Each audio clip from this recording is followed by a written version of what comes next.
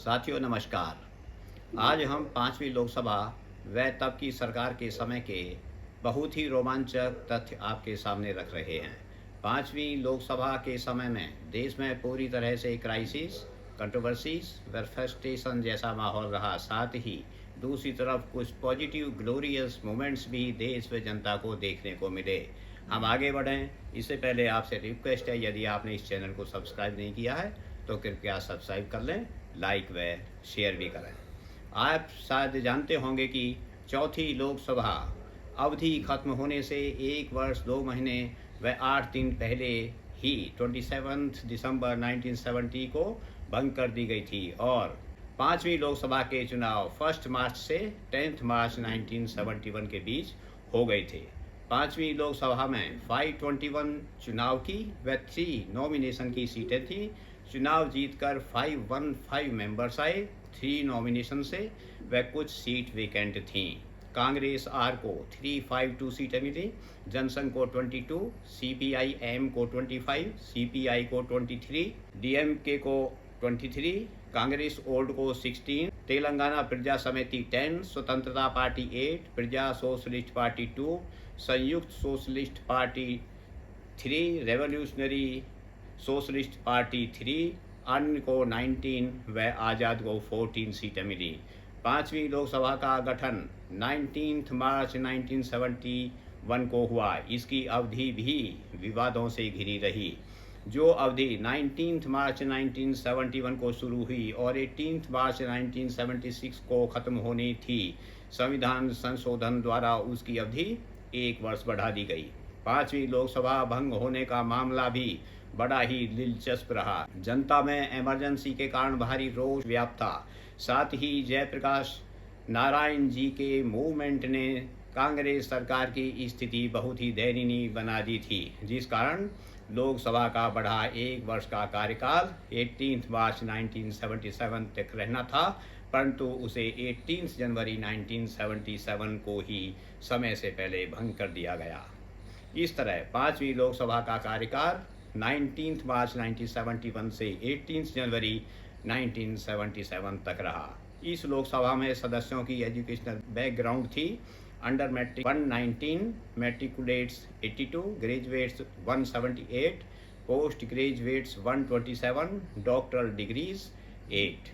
सबसे बड़े दल कांग्रेस की नेता श्रीमती इंदिरा गांधी जी को 18 मार्च 1971 को प्रधानमंत्री बनाया। सरदार गुरदयाल सिंह ढिल्लों दोबारा 22 मार्च 1971 को यूनानिमसली स्पीकर चुने गए। 1 दिसंबर 1975 को उनके मंत्रिमंडल में शामिल होने पर स्पीकर का पद खाली हो गया। नए स्पीकर का चुनाव भी बड़ा ही रोचक था।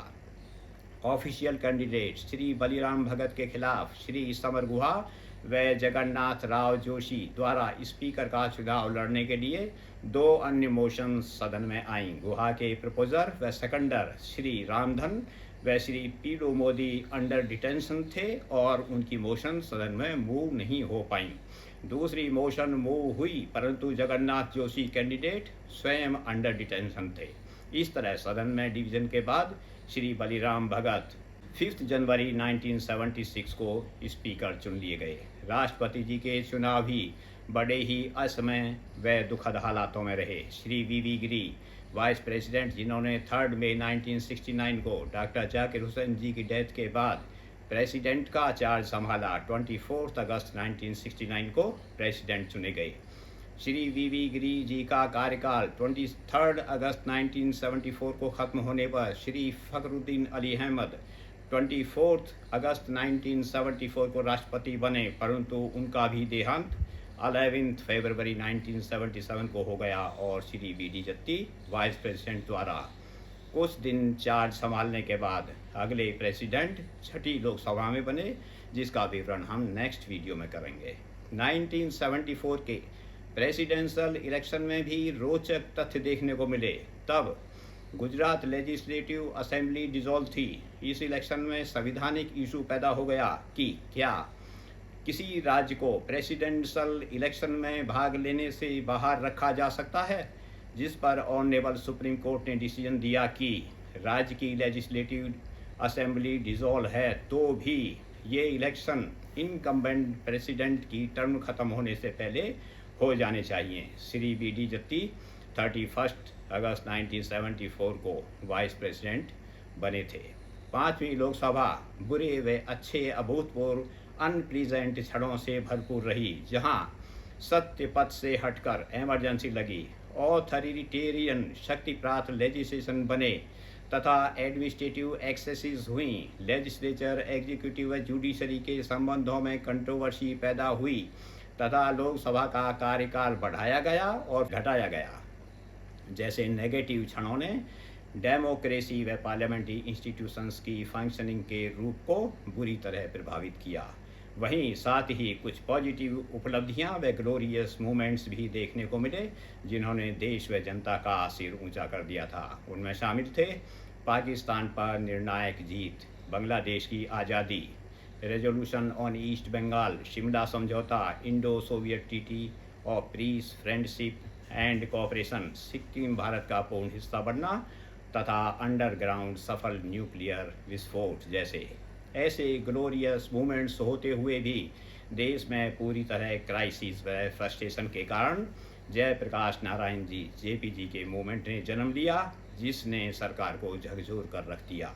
लोकसभा में चर्चा के अन्य विशेष विषय रहे थे पाकिस्तान एग्रेशन एंड इमरजेंसी की घोषणा, जेपी व नॉन कम्युनिस्ट अपोजिशन पार्टीज के नेताओं का संसद के दोनों सदनों के पीठासीन अधिकारियों को चार्टर ऑफ डिमांड्स सौंपने के लिए विशाल Delhi march, emergency session of parliament, maintenance of internal security bill, election laws amendment bill, यह साफ तौर पर श्रीमती गांधी जी के इलेक्शन को वैलिडेट करने के लिए था। Contempt of courts bill, working of nationalised banks, appointment of chief justice of India तथा रेजिग्नेशन ऑफ 3 ऑनरेबल जजेस of the supreme court, attempt on the life of chief justice of India Shri A.N. रे। पांचवी लोकसभा में इंदिरा गांधी जी के खिलाफ 4 अविश्वास प्रस्ताव आए, जो सदन में भारी बहुमत से व ध्वनि मत से गिर गए।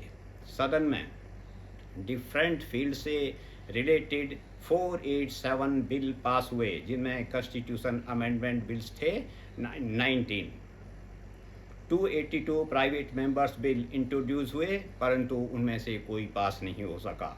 1971 से 1977 के बीच इस लोकसभा में 18 सेशंस हुए, 613 सिटिंग्स हुई तथा 4071 आवर्स काम हुआ।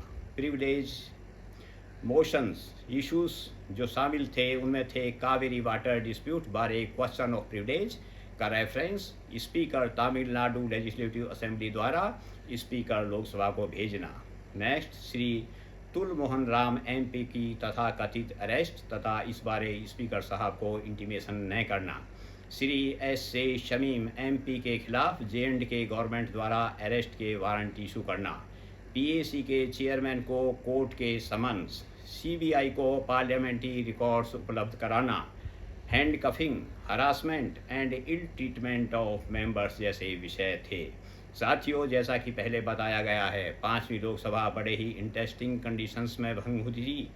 इमरजेंसी के कारण जनता में भारी रोष व असंतोष था। साथ ही जयप्रकाश नारायण जी के मूवमेंट ने कांग्रेस सरकार की स्थिति बड़ी ही अनकंफर्टेबल कर दी थी और लोकसभा जो 18 मार्च 1977 को भंग होनी थी, 18 जनवरी 1977 को पहले ही भंग कर दी गई। यह विशेष जानकारी रही पांचवी लोकसभा व उसकी सरकार की। शीघ्र ही हम छठी लोकसभा व उसके सरकार के रोचक तथ्यों की अगली वीडियो में साझा करेंगे। धन्यवाद। जय हिंद।